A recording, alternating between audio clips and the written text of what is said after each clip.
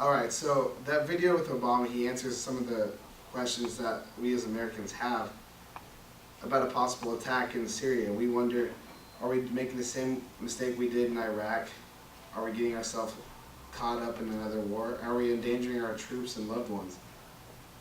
And Obama says no, that this is going to be a small military attack, that Syria poses no threat to our national security, but there's some arguments against that. Secretary of State John Kerry, who works under Obama, had to assure members of the Senate Foreign Relations Committee that this is not sending a message per se, implying that the strikes would be more substantial.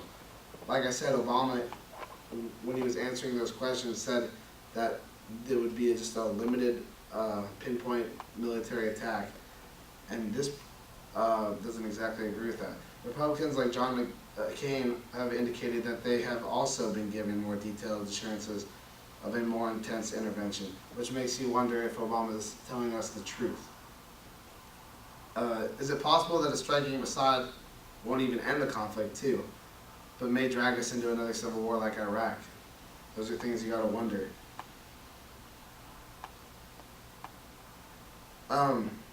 U.S. goals of military action. The administration says a reason for military action is simply to reinforce a global norm against the use of chemical weapons. And you heard Obama say that in his thing right there, is that our main reason is to keep Assad from using nuclear weapons. But is that really a good goal and a reason to go in there? If the Syrian civil war is to continue, Assad to gain the upper hand and tens of thousands more to die, but without the further use of chemical weapons, would the administration really say mission accomplished? By that meaning, if all these people keep dying at the hands of Assad, I mean, even if we get rid of the use of chemical weapons, these people continue to die. Is it really a mission accomplished if innocent people continue to die? If we were to exceed in ousting Assad, it would be implicated in the next phase of this war, which would almost certainly lead to chaos and the slaughter of ethnic cleansing of the Al-Wate sect to which Assad belongs, and perhaps of other minorities, as happened in Iraq. So, who knows if we go in there and try to do something, what we might provoke and what we might start. And Obama, I feel, fails to mention and talk about that part in his speech. There's another issue about us going into Syria, and it's lack of support. U.S. military leaders and many members of Congress, Republican and Democratic alike, were expressing serious reservations of actual opposition. Press reports even cited leaks by unnamed officials who characterized the intelligence linking Assad to chemical attacks as no slam dunk, a painful reminder of how bogus information had paved the way for the disastrous and unnecessary Iraq war. Jordan's king, Abdullah, who's supposed to be America's closest ally in the Arab world, publicly announced that he favored talking to Syria rather than bombing it, taking the more peaceful approach, and instead of possibly provoking something that could lead to more violence and even more deaths, even more of our own deaths. British Parliament rejected Prime Minister David Cameron's attempt to position the United Kingdom alongside the United States. Parliament's vote dashed Obama's hopes of forging a coalition of two, and so investing in a war of choice against Syria with at least a modicum of legitimacy. When it comes to actual military action, only France still entertains the possibility of making common cause with the United States. So basically, if we're going to go into Syria, we are alone, which again, we have a target on our backs. Which I believe endangers us even more and threatens our national security even more. Oh.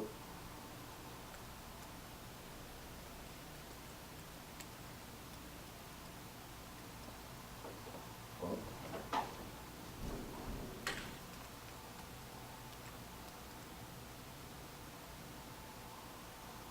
Alright, so I got another video for you guys here. And this is basically, it's hitting some of the same exact points, but going into them a little deeper. that I've talked about?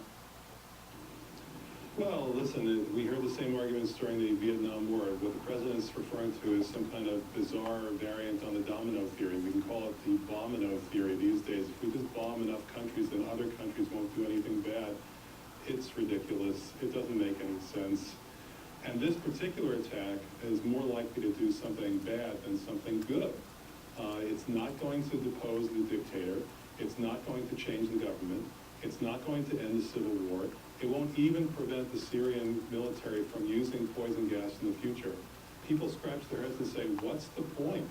And when you think about all the different ways this can go awry, including leading to a regional war or another war involving U.S. troops, it's simply not worth it.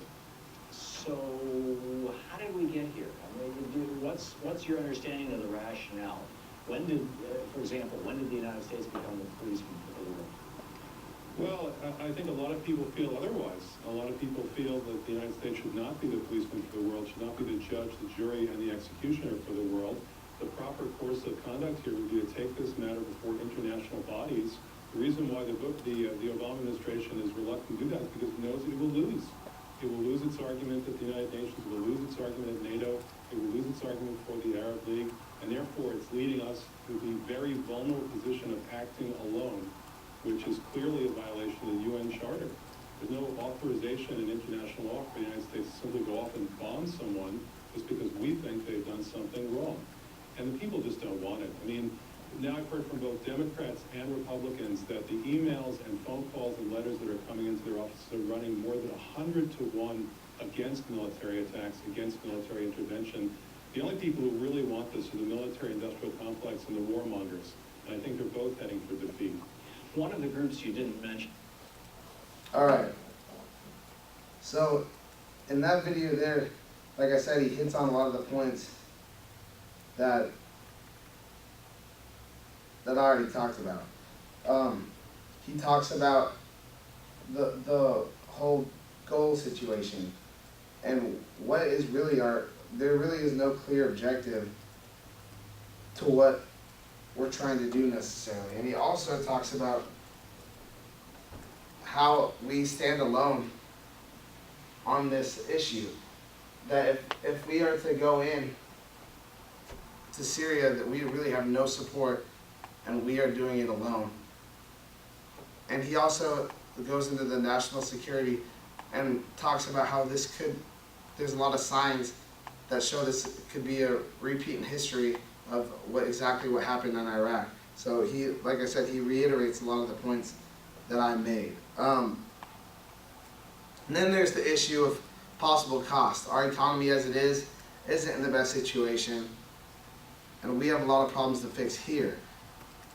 And I think it's important to know how much more money we'd be spending if we were to go into Syria.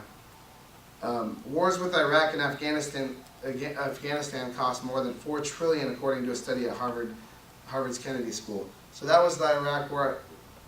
That went a lot longer than hopefully this will go, and hopefully this won't happen at all. But here's some little costings of how much it will cost if we were to do some sort of strike in Syria. Before the missile strike on Syria became an issue, the Navy's USS Nimitz and its escorts were scheduled to return from deployment. Now, however, they've been ordered to remain within striking distance of Syria, which alone cost an estimated $25 million per week. Each Tomahawk cruise missile likely to be fired on Syria costs an estimated $1.5 million each to replace. If the U.S. fires missiles, that'll add an additional $30 million per week for as long as the Navy's Nimitz and Truman are engaged in combat. So this again just talks about war is not cheap. We have a lot of problems in our own country where we're struggling for money. Our economy is not in the best state.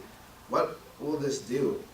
Will this put us even in a bigger hole than we already are? You gotta ask before we try to go help other people, are we in the right position ourselves to be able to go do that? Alright, I have another video, last video. This is a representative from Nebraska named Jeff Fortenberry. And he give some good perspective on the whole Syria situation. And I will yield Like to you my did. friend from Nebraska. Well, thank the gentleman from Texas. I hate to disturb your train of thought, but if you would allow me for about 3 minutes of commentary, I want to make... I yield such time as Mr. Forkbear may use. Thank you. Take all you need. Thank you. Mr. Speaker, I wanted to add to Mr. Gomer's conversation today, I wanted to add a few words on the Syrian conflict, which has been unfolding with just horrific consequences. In my office this week, I read the accounts about Father Francois Moran, a Franciscan priest who was shot dead in northern Syria by rebels engaged in this Syrian conflict. He was killed in a Christian village where he sought to serve. He did not deserve the death that he was dealt. Mr. Speaker, I just simply firmly believe that the United States Congress cannot allow American taxpayers to become complicit in this killing and the other brutality that is occurring there in Syria. What began as a very hopeful exercise of the Syrian people petitioning their government for redress of grievances and their basic rights has spun into a dreadful civil war with terroristic elements and other rebel groups fighting this brutal Assad regime. But the bloodbath in Syria has spared no one. The regime and many of its rebel opponents have killed wantonly, without discretion, murdering civilians and combatants alike, though not men, not women, or even innocent children have been spared, and no one there is safe. Now, we have no place imposing our notions of democracy in a place where we cannot distinguish who stands